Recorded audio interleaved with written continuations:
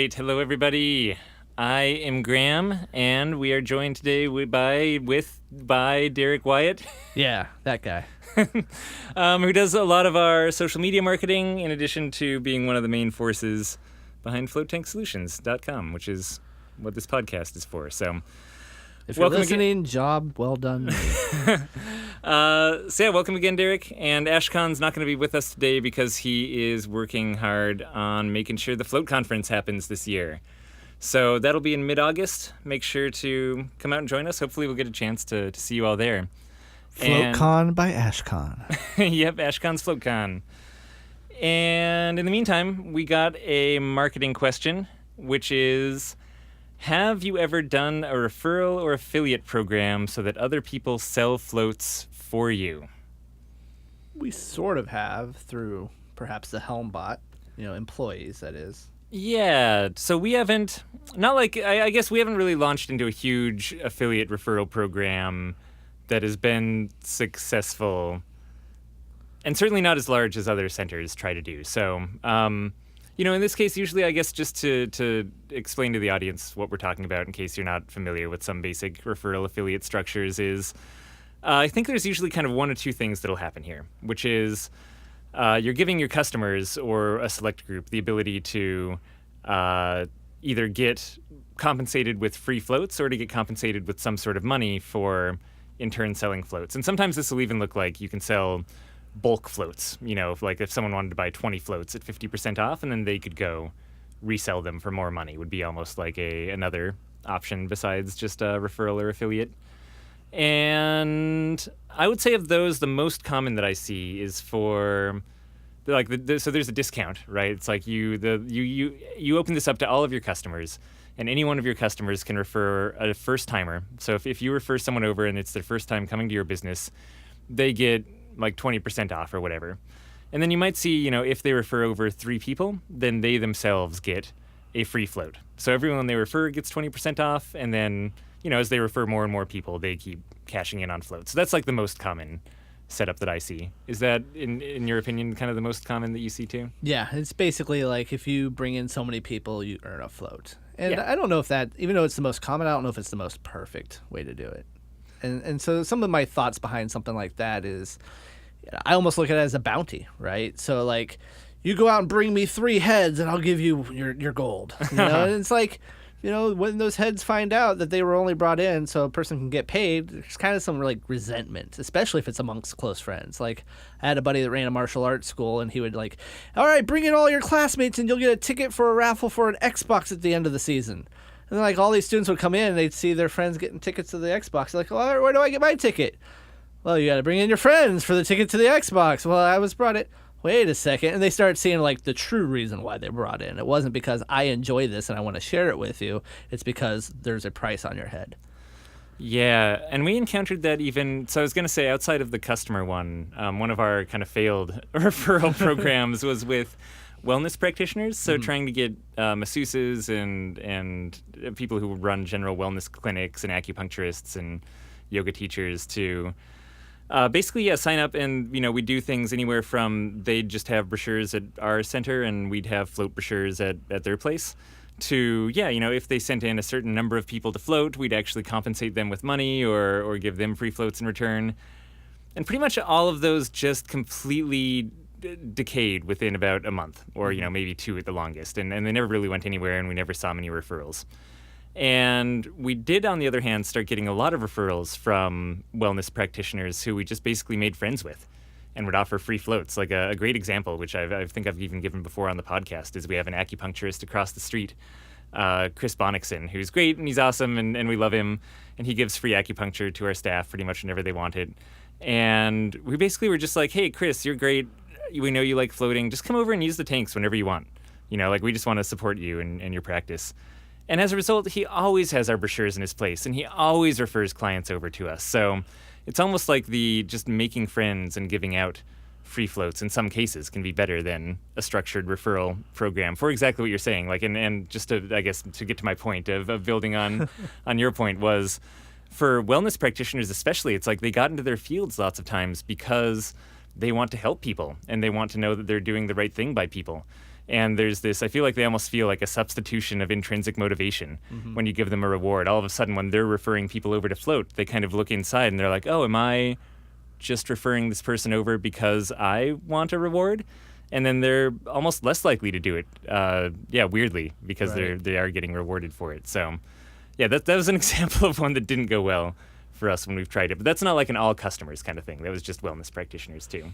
And I think, there's something that has to do with like the law of numbers, right? So like referral programs, but more importantly, like affiliate programs. It takes a lot of people to see that person's blog post with an affiliate link that links back over to your site for them to eventually either use a discount code or whatever the case may be, for them to actually receive any benefit. So a lot of the times they don't take off. It's just because it takes a lot of audience to trickle down to actual conversions.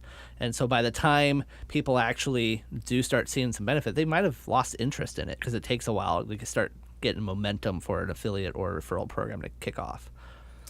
Yeah, and I guess I've always liked the idea of a referral program. Building on what you just said, just with links on a website, for example. I guess there are just a bunch of different ways to set this up, right? You can get custom affiliate links that you're just paying per click over to your website on. You can get affiliate links where you're paying per Conversion. actual, purchased conversion based on cookies. I kind of think the best way to do it is just with a discount code. Yeah, and actually there's some legal ramifications with affiliate codes that a lot of people don't understand. If there's an affiliate out there representing you, whatever they say, you're held liable for. So, for example, in this fictitious scenario, I give Graham an affiliate code and say, place this on your website, and whatever you need to do, bring people over to my site, and when people click on it, I'll pay you $1. So they'll say all kinds of things. It will cure back cancer. And you know what? Who's responsible for that? It turns out it's the Float Center. You're still responsible for the actual message and wording that other people are saying about you online with affiliate programs. So that's something to be concerned about too. Yeah, and if you're launching into that, I guess making sure that you have your ducks in a row as far as the restrictions that are placed on what people are allowed to say and giving them marketing material, and it's not something to go into without probably like a little bit of consulting a business lawyer. Yeah. Whereas a discount code is a little more open, right? You're not, and again, it can easily cross that gray line into the court can just decide what you're doing is running an affiliate program anyway, but. Putting out a discount code, asking for personal referrals, really common practice, and I don't feel like stumbles as much into the danger territory, but that can differ per area, so consult your attorney. We are not attorneys, in case you couldn't tell by how we're talking. Let's see. So, but a discount code is nice, and it makes sure that there's also this nice symmetry of exchange going on, where, sure, like the person who's giving out this discount code is ostensibly getting free floats or getting a discount themselves, but they're also giving the recipient something nice. They're able to give their friends 20% off or give them a present. And being transparent. So if you're going to, instead of doing like an exact bounty on someone's head, you can do like a mutual benefit compensation. So $10 off your next float, and oh yeah, everyone, I also get $10 off too. So it's like, okay, I understand I'm getting $10 off, but you're also getting $10 off. Be transparent about it and make it mutually like you're evenly getting the exact same kind of discount. So it's not like all you have to do is bring in 3 people and this person gets a free float. You could still do mutual benefit discounts. Sure, I guess in that sense, like doing like a 33% discount and every 3 referrals someone gets a free float just kind of fits into that like symmetry of exchange. And it's still worth it for the person that's spreading the word because, after 3, they're going to get a free one. So Yeah, so I like that. Little shameless plug for the Float Helm, too. Float Helm makes it really easy to set up a referral program. So even though we haven't done it too much at Float On, I know there are a lot of centers out there who are using them. I am kind of curious to see how that's going. I would say, just kind of closing this out, one reason that we haven't played around with them too much at Float On is because our tanks have just been very full since we opened.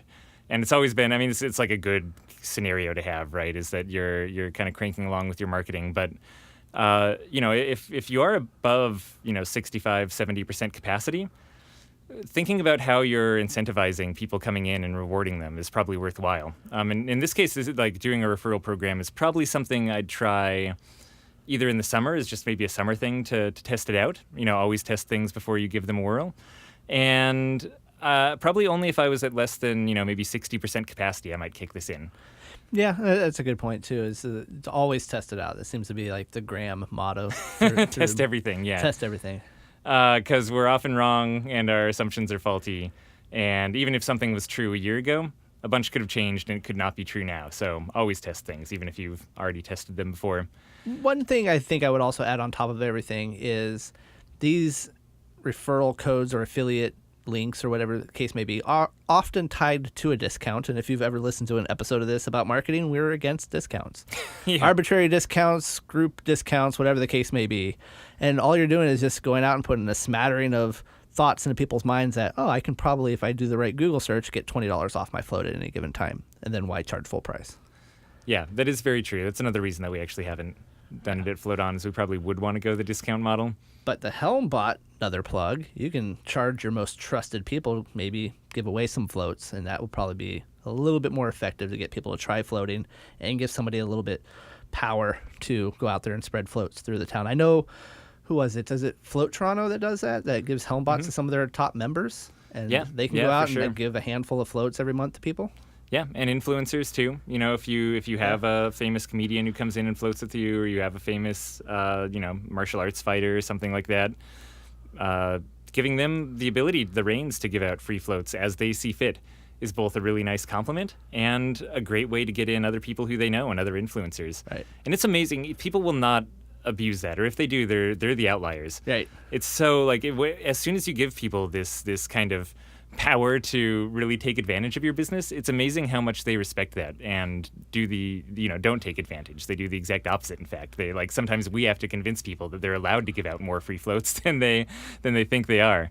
So yeah, it takes a little leap of faith to do that. And even for members or something like that, be like, hey, give out as many floats as you see fit, or if you want to give out 5 or 6 floats a month, go ahead and do that. And they probably will even give out less than you say. So that's a cool experiment to run yourself. And as we've learned in the past, just because they're given free floats doesn't mean they'll use them. So the redemption rate's also another factor to consider. Yeah, and again, they'll just think it's awesome. That's a really cool present to be able to give your best customers. So yeah, try that out. Maybe as just another experiment rather than running a series of discounts, is just helping spread free floats a little further than you normally would. I like it. Okie dokie. Well, if you have any more questions, go on over to floattanksolutions.com/podcast. And we will talk to you all tomorrow. Bye, everybody.